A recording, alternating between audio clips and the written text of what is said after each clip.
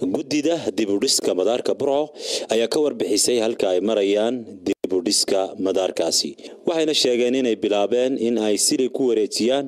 madaarka gaadhaya 4000 oo mitir waxaana arrinkaasi wada jir uga warbixiyay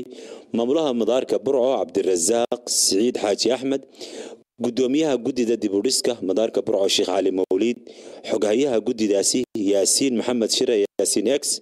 Maxamed Xayd iyo Cabdilaahi Baashe oo kamid ah xubnaha guddida dib u dhiska madaarka Burco sidoo kale waxay ka dhawaatiyeen mas'uuliyiintani in ay wali harsan tahay hawshii ugu muhiimsanayd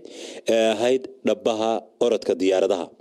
xubnahan oo maanta ku qabtay shir jaraa'id gudaha madaarka Burco ayaa u mahadceliyay xukuumadda Soomaaliland oo qayb libaax ka qaadatay iyo shacabka reer Soomaaliland kuwa gudaha iyo dibadda taarkii lagu soo wareejinayay airportka intiisa harsanayd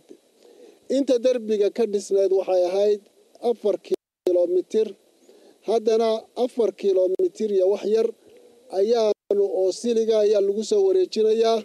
sida aan horeba idinku sheegnay siliga kan waxaa laga keenay noocyadiisa kala duwan oo dhan ilaa abwaashiisa waxaa laga keenay wadanka China laga keenay laakiin dadka rakibaya waa dad reer Soomaaliland waa dad reer Burco hawlo badan oo muhiim ah ayaa inoo haray oo ay kamid tahay maaragtay runwayga oo la dheereeyo hadda 2 kilomitir baa si fiican maaragtay maxay tahay u kabisan in kabiskaas la dheereeyo oo ugu yaraan kilomitir kale maaragtay maxay tahay lagu daro waxaan halkan markaa antaanay guddiga dib u dhiska sharafno ah oo aanu aad iyo aad dadku u sheegaynaa wax ka qayb qaatay wixii ay soo dhiibeen haddii xukuumadda tahay haddii dadweynaha tahayba in wax arkaysan gelinay taarka waxaan ku soo sameynay warshad ku taala China oo laga keenay waxaanu aamin weynay in ma taqaano mid macmal ama abadawi ka soo sameeyno ama meel la hubo inaanu galabaan tabanay waxa arkaysaan airportkii Burco oo maanta qaybtiisa security-gu inay gabagaba ku dhowdahay waxaan ugu yeernay saxaafadana in ay bulshada u bandhigaan kolba halkay wax marayaan si ay bulshadu ula socoto cidii kasta oo dhaqaale ka ururinay waxaan inta uga gudbayaa waxa maanta arkaysaan dalka waxa ka socota horumarin intii ay xukuumadani jirtay balaaran waxaan mahadnaq gaar ah u direynaa anagu afka guddida ku hadlaya dadka jooga qurbaha reer Soomaaliland u dhashay ee ku hawlan horumarinta wadanka mashruucan dib u dhiska madaarka Burco ama gobolka Togdheer waxa uu ka mid yahay mashaariicda waaweyn ee horumarineed ee dalka ka socda oo shacabka iyo dawladduba ay iska kaashanayaan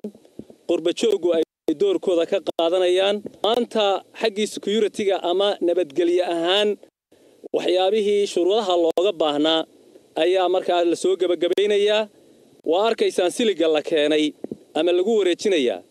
waa kii standardka ahaa ee airportada waaweyn ee caalamka sida Dubai iyo markaa kuwa la midka ah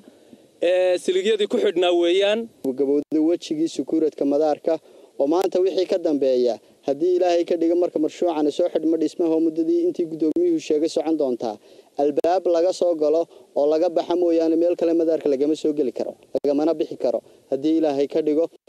waxaynu inaga soo gaboway wajigii security-ka ayaa inaga soo gaboway hadda wixii ka dambeeya dalcad baynu fulay dalcadaas waxay noqonaysaa in loo gudbo dhismayaashii cusla oo ay ka mid tahay railwayga haddii ay dheereentiisa noqonayso iyo haddii mustaqbalka fog sidii maaragtay uu noqon lahaa mid casri ah oo laami ah taarkan la bilaabay in lagu wareejiyo madaarka Burco ayaa in badan wax ka tari doona ammaankiisa Cabdimaalik Muuse Oldoon Somsad Burco